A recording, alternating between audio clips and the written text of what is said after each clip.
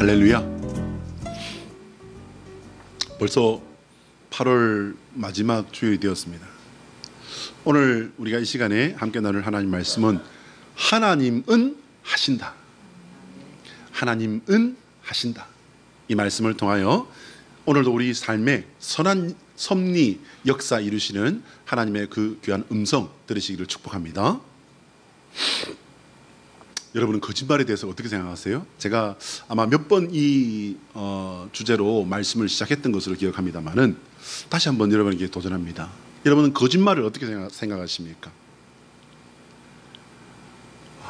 하나님 앞에 진실하시고 세상에서도 진실할 수 있는 용기 가진 성도 되시기를 축복합니다. 그러면 여러분 거짓말은 누구나 다 하면 안 되지 라고 대답할 수 있습니다. 자, 그러면 여기서 이제 한 발자국 더 나가서 여러분에게 여쭙습니다. 여러분은 하얀 거짓말에 대해서 어떻게 생각하십니까? 아니, 하얀 거짓말이 있고 까만 거짓말이 있나? 그러면 하얀 거 있고 까만 게 있으면 회색도 있겠네? 하얀 거짓말이라는 게 있잖아요. 이게 뭐냐면 일명 다른 사람에게 상처를 안 주기 위해서 거짓말을 어떤 조금 좋은 도구로 쓴다라는 그런 뜻을 가진 걸 수 있습니다. 연속극에 나오는 가장 흔한 예를 하나 들어서 설명드려보자면, 암에 걸린 사람에게 가족들이 그 사람이 충격받을 것 때문에 암에 걸린 사실을 숨겨요.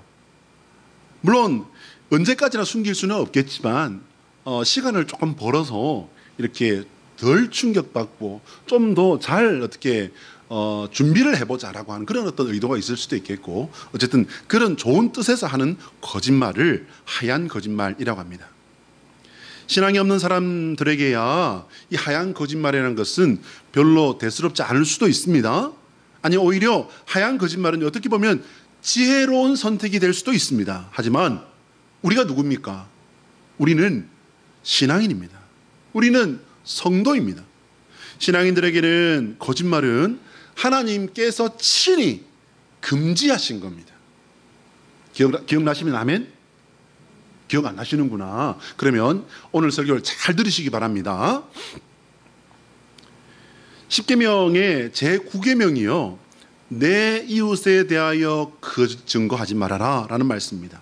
출애굽기 20장 16절의 말씀인데요, 또한 여러분 성경 전체, 구약과 신약 전체의 내용을 보더라도요, 거짓말은 하나님과 상관이 없습니다. 거짓말은 하나님과 상관이 없고요, 오히려 사단 마귀의 대표적인 무기라는 사실을 여러분 잊지 마시길 바랍니다. 이 사단 마귀가 거짓말을 얼마나 능숙하게 사용하는지, 여러분 이 마귀는요 에덴 동산에서도 그랬고요, 그리고 이제 신약시대에 예수님께서 공생애를 시작하시는 그 광야의 40일 그 시험 때도 그랬어요. 광야 시험 때도 그랬습니다. 뭘 들이댑니까? 하나님의 말씀을 들이대거든요.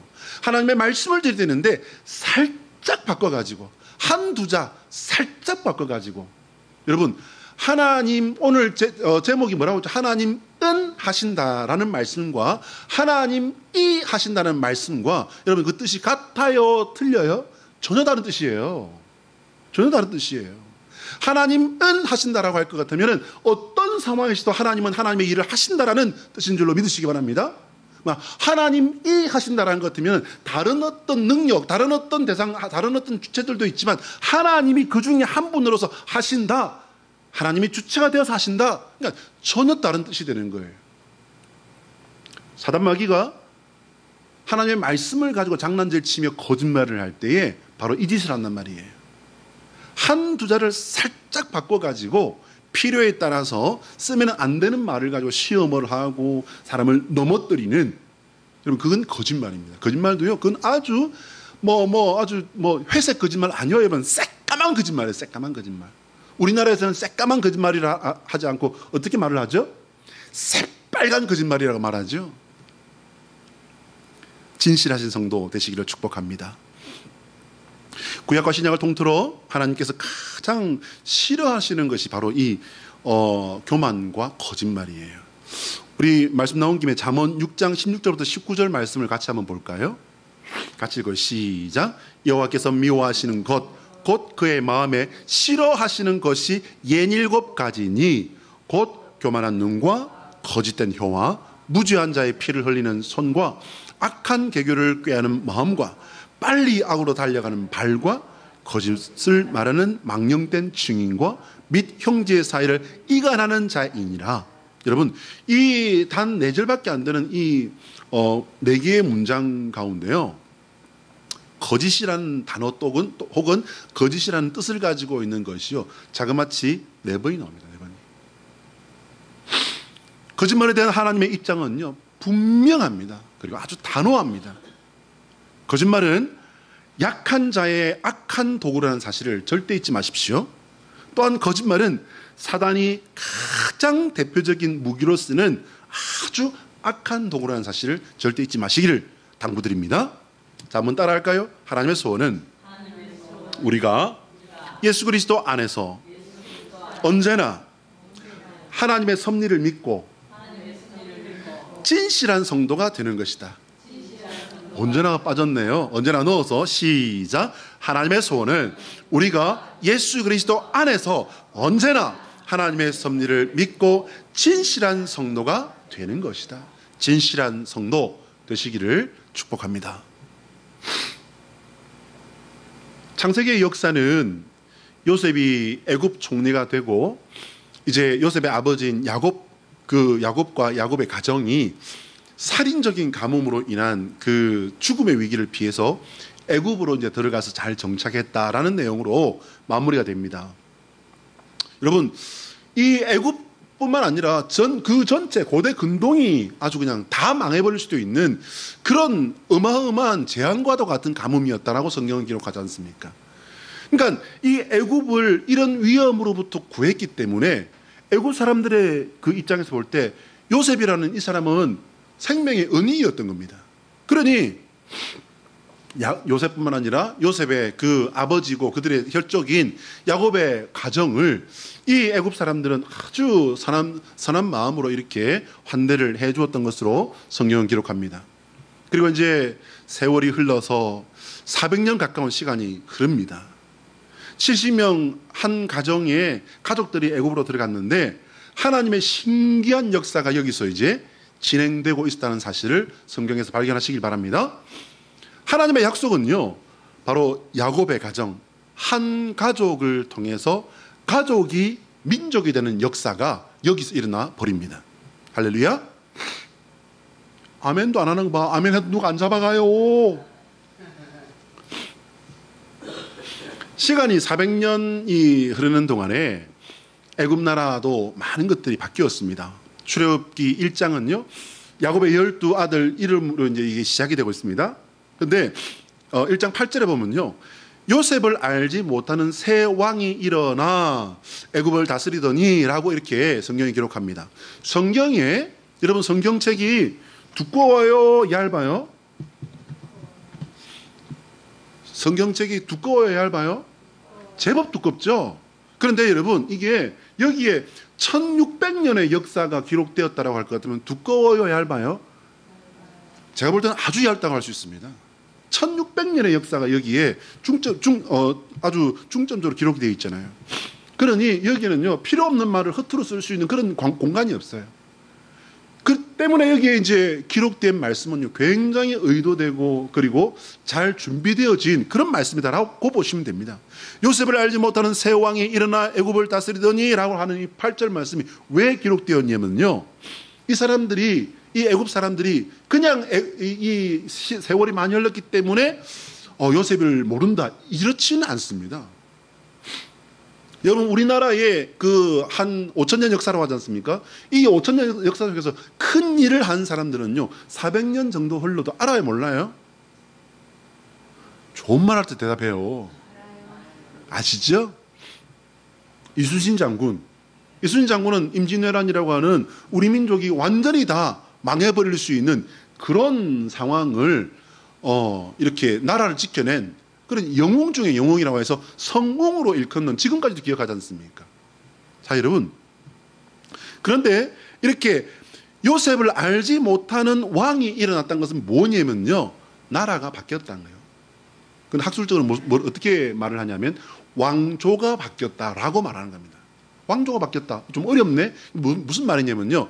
고려 시대가 끝나고 이제 조선 시대가 되었다. 그걸 뭐라고 하냐면 왕조가 바뀌었다라고 말하는 것입니다. 다른 왕조는 전혀 다른 애굽입니다. 이스라엘 족속의 삶의 상황이요. 완전히 바뀌어버린 거예요. 이들은 더 이상 이스라엘 족속을 자신들을 위급에서 구해준 은인으로 생각하지 않습니다. 오히려 자신들을 위협할 수 있는 잠재된 적으로 이렇게 판단을 합니다. 10절 말씀이죠. 그래서 그들은 특별 관리를 시작하게 됩니다. 첫 번째로 백성들을 국가가 진행하고 있는 공사에 동원해서 저들을 강력하게 묶어두려 합니다. 노예처럼 이제 노역에 동원을 했다라고 이렇게 말을 합니다. 그런데 여러분 이렇게 힘든 일을 하면은 어떻게 돼야 돼요? 아우 건들지 마. 나 씻을 힘도 없어. 나 발 씻으란 말 하지 마. 그러고는 어떻게 해요? 일하고 들어가면은 들어간 사람은 그래도 들어갈 힘도 없어. 그래서 가다가 중간에 그냥 자고 다음날 아침에 또 출근하고 그럴 줄 알았는데 아니 이 이스라엘 사람들은 어떻게 된 건지 더 막 번성을 하는 거예요. 얼마나 번성을 했으면요. 성경에 이런 말씀이 기록되어 있습니다. 애굽 사람들이 근심이 될 정도였다라는 겁니다. 두 번째로요. 저들의 노동을 더 힘들게 합니다. 얘들이 이 정도면 할 만한가 보네? 그리고는 노동을 재료를 덜 줍니다. 그리고는 그 전보다 더. 세 번째로요. 이제 애굽 왕이 히브리 산파들을 비밀 요원으로 부릅니다. 몰래 불러가지고서 그들에게 비밀 명령을 내립니다. 무슨 명령이냐면요. 히브리 산파들에게 야, 니들이 히브리 여자들 애 낳을 때 가서 도와주는 산파라며 예 전하 그렇습니다. 내가 지금부터 하는 말 잘 들어? 이제부터 남자아이가 태어나면은 죽여. 그리고 여자아이가 태어나면은 안 죽여도 좋아. 살려도. 그렇게 말합니다. 그리고 이제 이 산파들은 거기서 대답을 어떻게 했을까요? 아니 무슨 말씀을 그런 말씀을 하세요. 우리는 그런 사람 아니에요. 그랬을까요? 요즘 같으면 그렇게 해도 되죠. 근데 이때는 어떤 때입니까? 지금으로부터 3,500년 전이에요. 이런 말 하면은 그래? 알았어. 다른 사람 찾지 뭐. 죽여. 끝나는 거예요. 분명히 히브리 산파들은 그 앞에서 네 전하 알겠습니다 하고 이렇게 총총총 나왔을 거예요. 그런데 이 히브리 산파 두 사람에게는요 문제가 있었어요. 애굽 왕의 입장에서 볼 때는 문제가 있었어요. 그게 뭐냐면요, 이 히브리 산파들 두 사람에게는 어떤 그 두려움이 있었냐면요, 하나님을 더 두려워하는 마음이 있었던 거예요. 애굽의 왕의 명령보다 하나님을 더 두려워하는 그 마음을 가지고 있는 사람들이었던 겁니다. 그러니 히브리 산파들이 하나님의 택한 백성, 이 하나님의 백성들의 아기를 낳는 그 자리에서 이 남자 아기들을 살렸을까요? 죽였을까요? 살렸다고 말하면 큰일 나는 거예요. 죽이지를 못한 거예요. 그래서 이제 이 사실을 알게 된 왕이 이라봐 얘들 잡아들여라. 그리고는 이제 데려왔습니다. 야, 니들 내 말이 말 같지 않은 것이요? 별책 부록에 낑겨 있는 뭐 별책 부록 보이냐? 잡지에 있는 별책 부록 보여? 알아듣게 해줘? 왜 히브리 여자들이 이렇게 애들만 쑥쑥 잘라는 거야? 더 빨리 들고 있잖아. 니들 뭐야? 라고 말하지 않겠습니까? 그게 이제 오늘 우리가 읽었던 본문의 첫머리였습니다. 히브리 산파들이 이제 변명을 합니다. 19절인데요. 잘 들어보세요, 여러분. 히브리 산파가 바로에게 대답하되 히브리 여인은 애굽 여인과 같지 아니하고 건장하여 산파가 그들에게 이르기 전에 해산하였도이다 하매라고 합니다. 여러분, 히브리 산파들이 거짓말을 한 걸까요? 아닐까요? 여러분, 어떻게 생각하십니까? 여인들은요, 분명히 변명을 했는데 바로가 다른 말을 못하고 있다는 사실 여러분 발견하셨습니까? 바로가 다른 말을 못해요. 이게 거짓말을 한 것 같긴 한데, 변명을 한 것 같긴 한데, 이게 다른 반박의 여지가 없었다는 것을 뜻합니다. 여인들은 분명히 변명을 했는데 사실을 말한 것이기도 했다는 말이에요. 이 말은 무슨 말이냐면요, 여러분 3,500년 전에 이집트 여인들이 얼마나 여러분 3,500년 전까지 갈 것도 없어요. 지금으로부터 4,500년 전에 중세시대 때 여인들이 어떤 모습이었냐면요, 아주 그냥 뭐 지금으로 본다면 어머 저런 몸으로 어떻게 다녀 할 정도로 아주 풍만하고 건강한 그것을, 그리고 이제 우리나라로 칠 것 같으면 100년 전까지 갈 것도 없어요. 제가 어릴 때만 하더라도요, 체급이 가벼우면 어떻게 해요? 에휴 저래 가지고서 애를 어떻게 낳아. 근데 이제 이렇게 두툼한 사람이 가요. 그럼 어떻게 말합니까? 아유 애 그냥 수붕수붕 잘 맏며느리 감이네 그러지 않았습니까? 그때 가냘프고 날씬한 사람은 어떻게 말했다고요? 저거 어디다 쓰겠나 저거? 저거 사람 노릇 하겠나? 어른들은 그랬단 말이에요. 근데 이런 사람들은요, 아이고 누가 봐도 그냥 부잣집 맏며느리 감일세 이렇게 말했단 말입니다. 여러분 지금 제 어릴 때 아니에요 여러분. 지금 북한에서도 그렇습니다. 북한에 그 북한을 다스리는 그 젊은 친구 있죠? 그 친구가 왜 이렇게 다닐까요? 제가 알기로는 일부러 살을 찌웠어요. 왜일까요 여러분? 왜냐면요, 부를, 권력을 상징하는 거예요. 북한 사람들은 다 꼬쟁이처럼 다니지 않습니까? 거기서 이제 퉁퉁한 이 외모를 가지고서 부와 권력을 상징하는 상징적인 모습으로 드러낸 겁니다. 근데 여러분 이 3,500년 전에 이 이집트는요 달랐어요. 그림 한번 보실까요? 그림 보시면요, 이게 무슨 그림이냐면 요즘 이집트 여인을 말하는 게 아니에요. 고대 시대 때 이집트의 벽화에서 나온 그림입니다. 그러니까 콜라병 몸매, 바비 인형이라고 하죠 여러분. 그런 몸매예요. 지금도 북아프리카 하면은, 이집트가 북아프리카지 않습니까?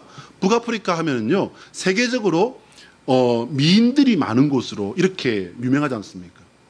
그러니까 3,500년 전 그 고대 시대 때도요 저렇게 아주 예리한 그런 몸매를 가지고 있었다는 거예요.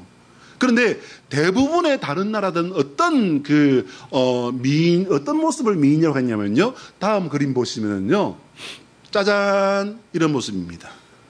이런 모습이 아이고 복스럽게 생겼네. 이 조그만 추토물이에요 이게. 그리고 이름도요 자그마치 비너스예요. 비너스. 이름이 뚱뚱한 비너스예요. 이거는 지금 옆에 있는 그림보다 훨씬 더 오래된 것으로 이렇게 학자들은 분석을 합니다. 그러니까 왜 저런 모습이냐면요, 다산과 풍요를 상징하는 하나의 부적 같은 그런 의미를 가지고 있는 그런 물건이 되겠습니다. 그림 내려주시고요. 아무리 히브리 여인들이 건장한들 여러분 한번 생각해 보시기 바랍니다. 다 그렇게 산파가 오기 전에 애를 낳았을까요? 어떻게 생각하십니까? 히브리 산파 시브라와 부하는 바로 여기에서 하얀 거짓말을 한 거예요. 그것은 바로 이 애굽의 왕이 그게 말이 돼? 라고 말하면서 죽여. 아까 말씀드렸죠? 야, 그게 말이 돼? 니들 갈 때마다 다 그렇게 애를 낳았단 말이야. 말도 안 되는 소리 하고서 이것들이 사람을 뭘로 보고, 야, 걔 아무도 없느냐? 얘들 죽여. 그럼 끝나는 소리였단 말이에요. 그런데 그들은 거기서 왕의 명령보다 하나님을 더 두려워하여, 성경에서는 경외하여라고 되어 있습니다.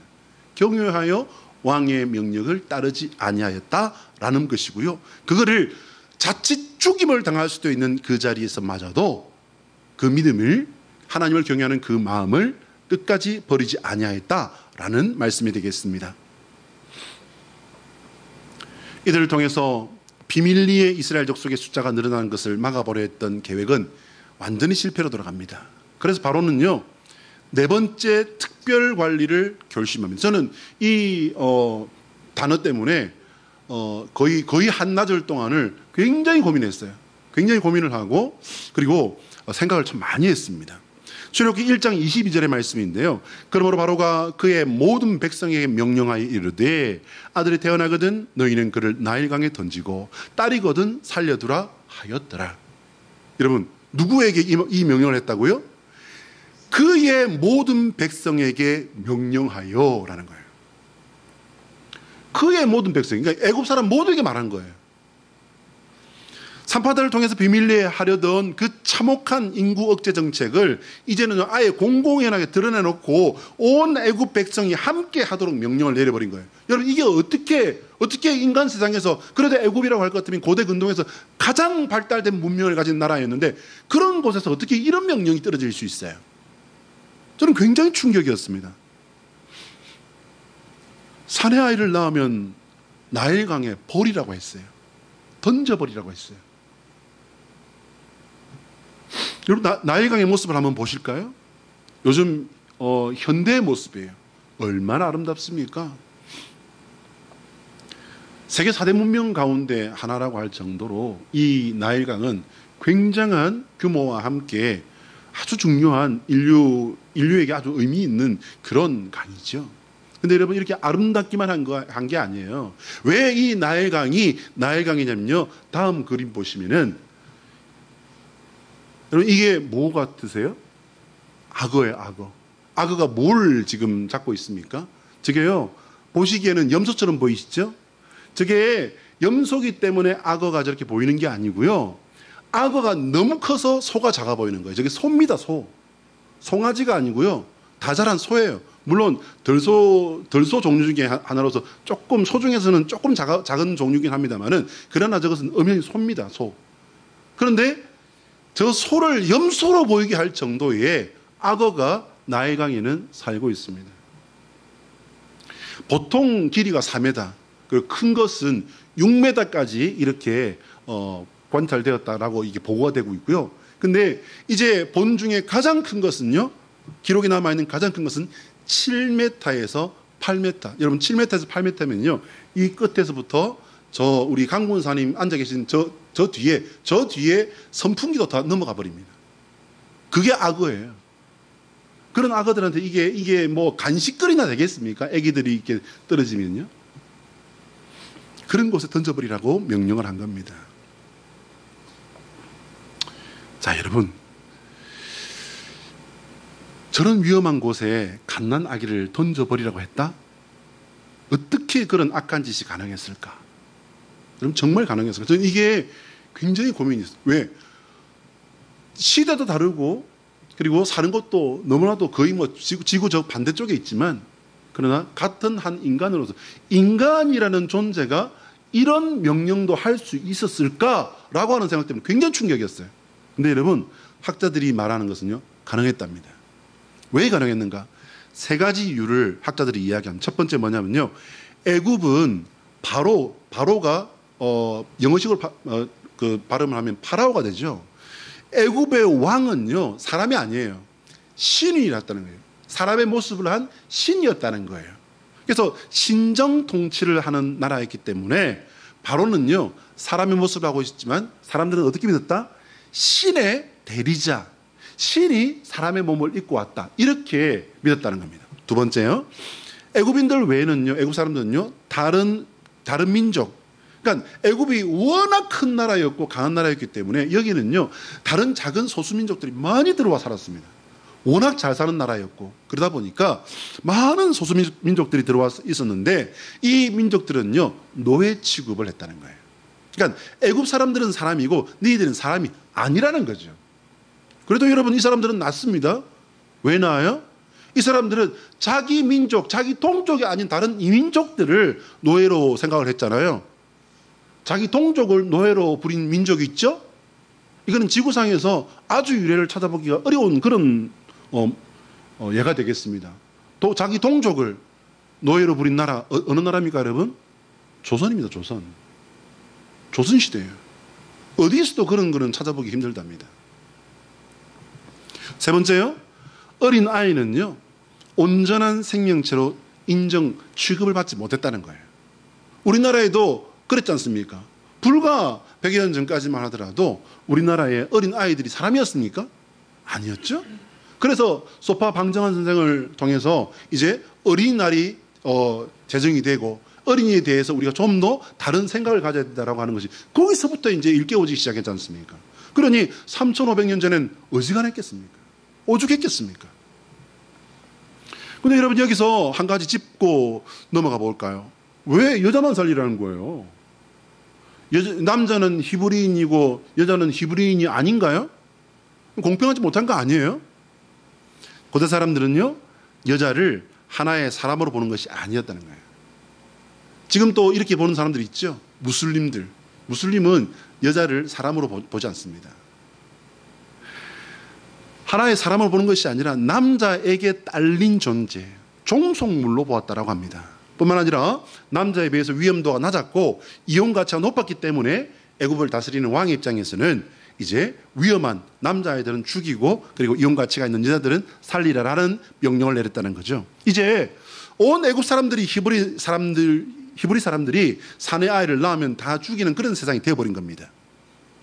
우리가 여러분 저런 세상에 태어나지 않은 것이 얼마나 큰 복인지 여러분 깨달아지십니까? 그런데 여기서 우리가 하나 놓치지 말아야 할 게 하나 더 있습니다. 출애굽기 1장 20절로 21절을 보시면은요, 하나님이 그 산파들에게 은혜를 베푸시니 그 백성은 번성하고 매우 강해지니라. 그 산파들은 하나님을 경외하였으므로 하나님이 그들의 집안을 흥왕하게 하신지라. 할렐루야. 이 산파들이 자칫 죽음 당할 수 있는 그 자리에서까지도 하나님을 경외하며 왕의 명령을 이렇게 거절한 그것 때문에 이스라엘 백성은 번성해 갔다는 거예요. 여러분, 이 번성이 누구의 뜻입니까? 번성하게 하고자 이스라엘 사람들이 힘을 썼기 때문에 번성했습니까?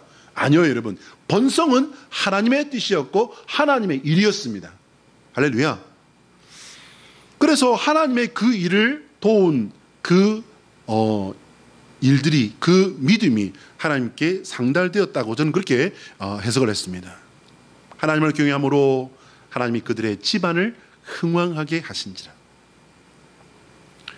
하나님을 경외하고 그분의 도를 따르는 사람은요, 세상에서 분별력 있는 사람으로 산다는 사실을 잊지 마시길 바랍니다. 하나님을 경외하며 삶으로 어려움을 당할 수 있지만, 여러분 보세요. 오늘 같은, 지금 우리가 사는 이 요즘 같은 때 더더군다나 그렇지 않습니까? 하나님 믿는 삶은요, 손가락질을 당하는 삶 혹은 무시당하는 삶이 될 수 있기 십상입니다. 그럴 수 있지만 하나님을 섬기는 사람들, 하나님을 경외하는 사람들은요, 하나님께 충성하고 여전히 하나님을 따르는 그 도로 세상을 분별하고 세상에서 하나님을 선택하고 하나님을 따르는 삶이 되는 줄 믿습니다. 그 충성과 그 믿음이 하나님 앞에서는 여러분 이것이 공짜가 없다는 사실을 잊지 마시기 바랍니다. 하나님께 드린 충성은 공짜가 없습니다. 하나님은 세상의 상황이 어떠하든지 당신의 복으로 하나님께 충성한 하나님의 사람들을 축복하시는 성실하신 하나님이심을 믿으시길 바랍니다. 세상의 어려운 상황이 하나님께서 일하시는 것을 막을 수는 없다는 사실을 여러분 잊지 마십시오. 이 세상에서의 복은 물론이고 하나님 나라에서의 영원한 복으로 충만하게 부으시는 것이 하나님의 뜻이고 하나님의 일이고 하나님은 이것을 이루십니다.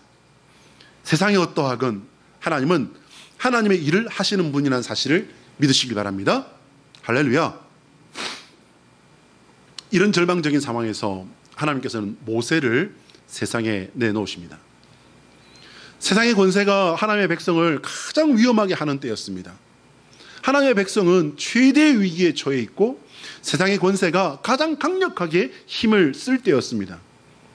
사람의 능력으로는 절대 벗어날 수 없고 가장 깊은 절망의 수렁 속에 하나님께서는 하나님의 일을 할 사람을 역사 속에 드디어 이제 출현시키신 거예요. 모세의 부모는 레위 지파 사람들이었습니다. 출애굽기 2장 1절 말씀인데요. 선남 선녀가 결혼해서 아기를 낳는데 이 아이가 너무 빼어난 사내 아이였던 거예요. 성경을 보면 그렇게 되어 있습니다. 이런 시대에 사내 아기를 낳았는데 부모의 이 눈에 보기에 이 아이가 범상치 않은 거예요. 너무너무 귀하고 그리고 빼어나서 이 부모들이 이 아이를 버릴 수가 없었던 겁니다. 근데 여러분 한번 생각해 봅시다. 사실 우리가 톡 까놓고 말이지, 부모의 눈에 이쁘지 않은 아이가 세상에 있었을까요? 심선자 어머니 옆에 오늘 우리 멋있는 청년이, 사실 우리 종서형제 좀 잘생겼어요. 미울 때가 있어요, 없어요?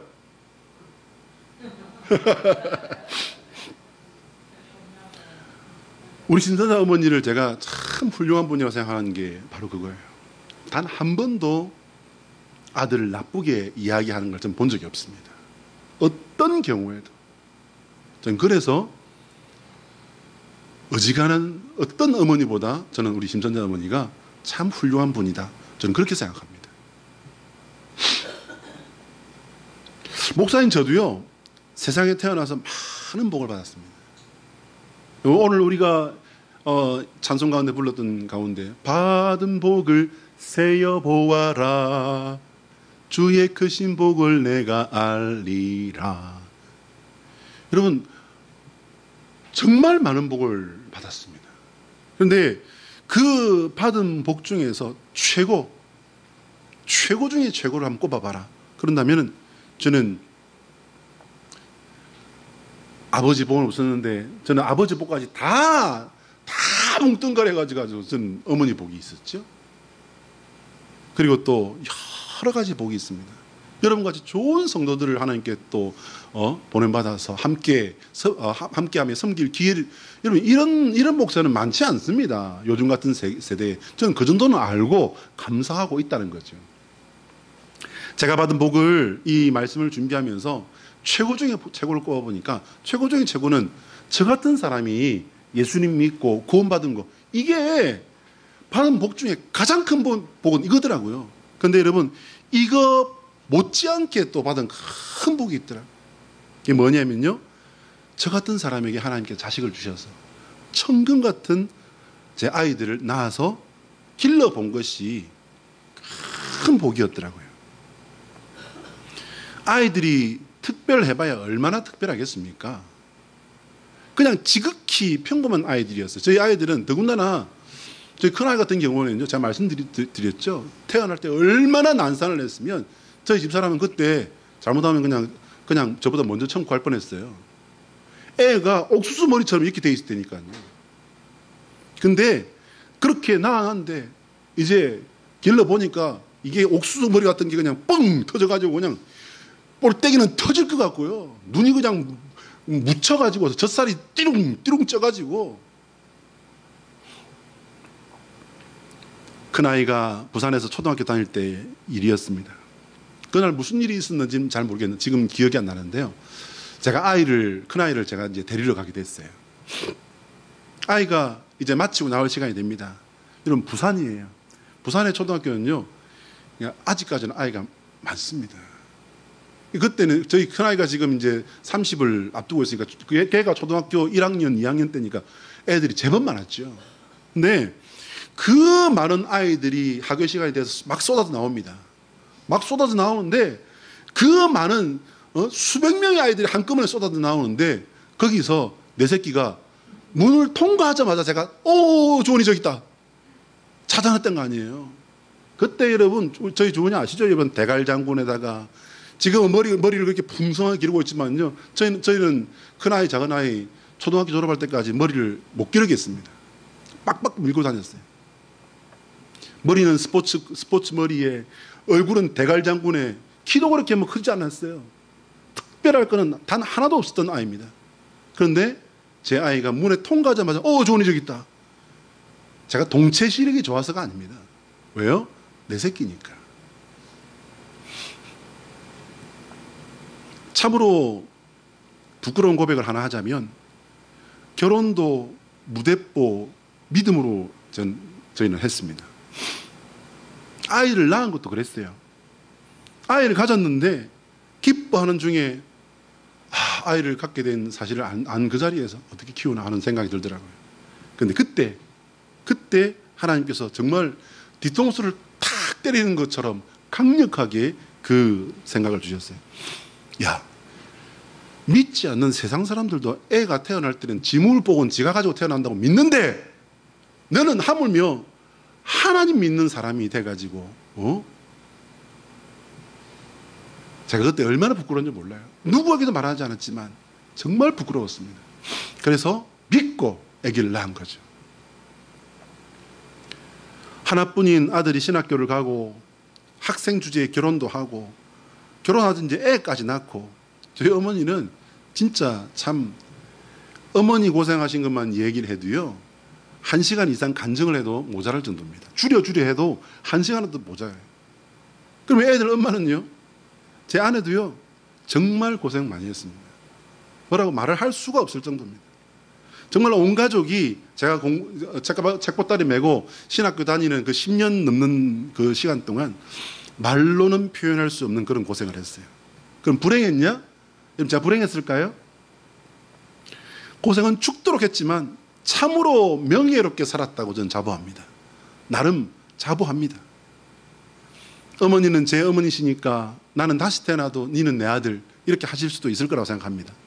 근데 고생했던 제 아내는요 아마 다시 한 번 더 one more time 한 번 더 할까요? 이렇게 하면은 아마 제 아내는 대답도 안 하고 그냥 고개를 돌려버릴 것 같아요. 그리고 속으로 그렇게 말하겠죠. 죽으면 죽었지 다시는 안 해 라고 할 것 같아요. 근데 참으로 다행스러운 건 뭐냐면요 다시 태어나는 일은 없으니 걱정은 안 해도 될 것 같습니다.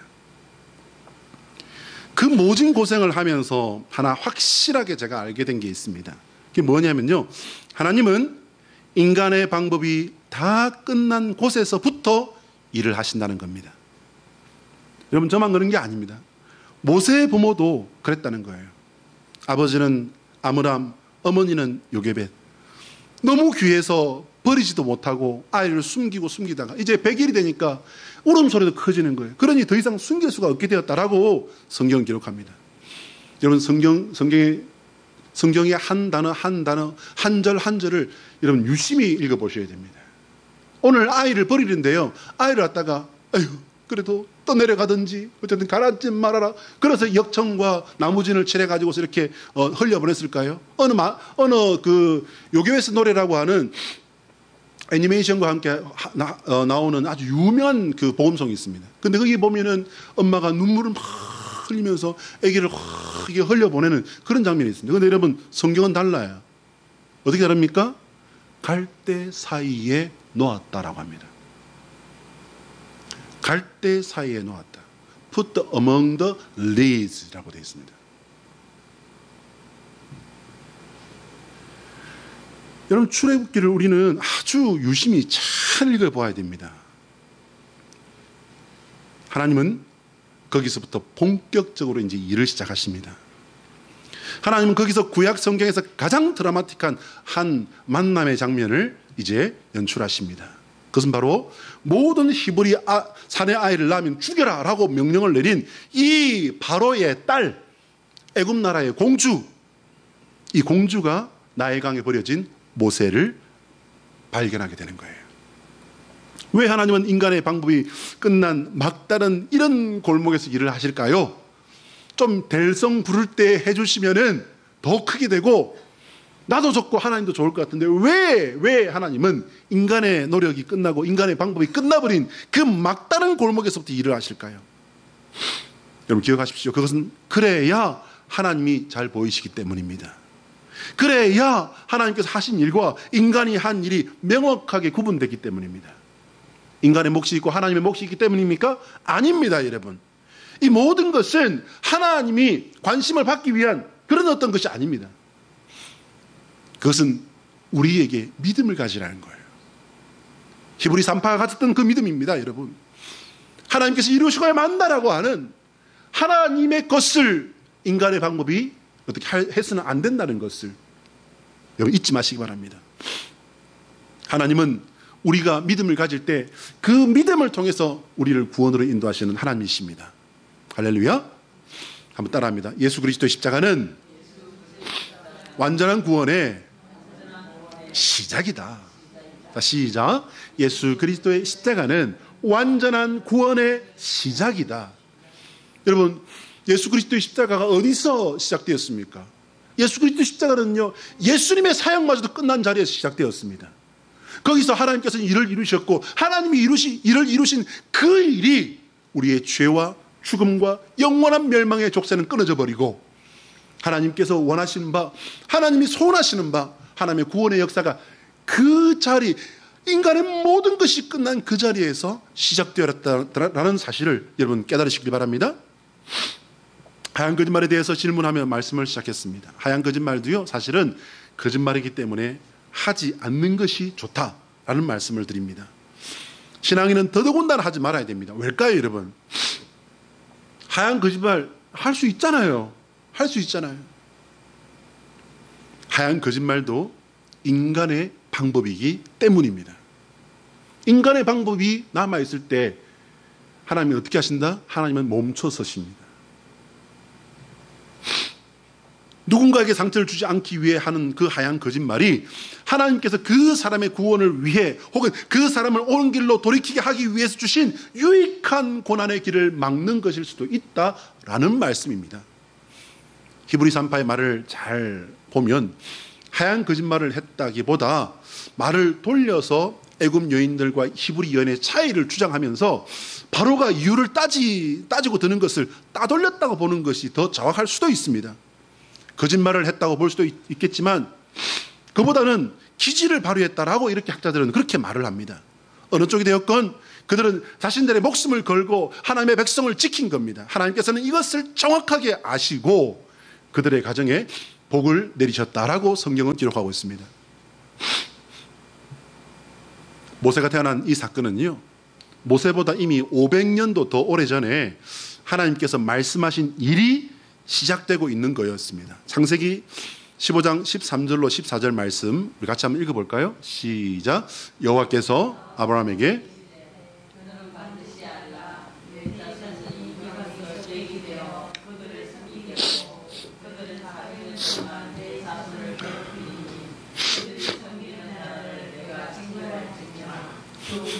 내 자손이 큰 재물을 이끌고 나오리라. 여러분, 창세기 15장은요 모세하고는 500년도 더 떨어져 있습니다.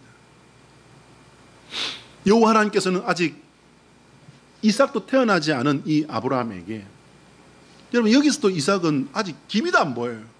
그래서 이 종이나 축복해 주십시오 이렇게 말씀을 드리지 않습니까? 아브라함이 이삭이 태어나기도 전에 이 말씀을 주신 거예요. 하나님은 이제 이삭을 주셨고 그 이삭을 통해서 야곱과 에서, 야곱을 통해서 이제 12아들 주셨고 그 12아들이 70명을 이루었는데 이 70명이 여러분 출애굽할 당시에 이스라엘의 20세로부터 장정들만 몇 명이었습니까? 여러분 60만 명이 넘죠. 그래서 남자와 여자를 다 해서 200만이 넘는다. 허다한 잡족들까지 다 같이 나왔지 않습니까? 200만이요 200만. 한 가족이 민족이 되게 하신 후에 이제 모세를 통해서 출애굽의 역사를 일으키시고 해방의 역사를 시작하고 계신 하나님입니다. 우리를 위해 약속하신 일을 이루시고야만은 신실하신 여호와 우리 하나님을 믿고 선한 하나님의 사람으로, 신실한 하나님의 사람으로 정직의 편에 서서 하나님의 기쁨이 되어지시는, 하나님의 일에 동참하시는 성도 되시기를 예수 그리스도의 이름으로 축복합니다. 기도하겠습니다.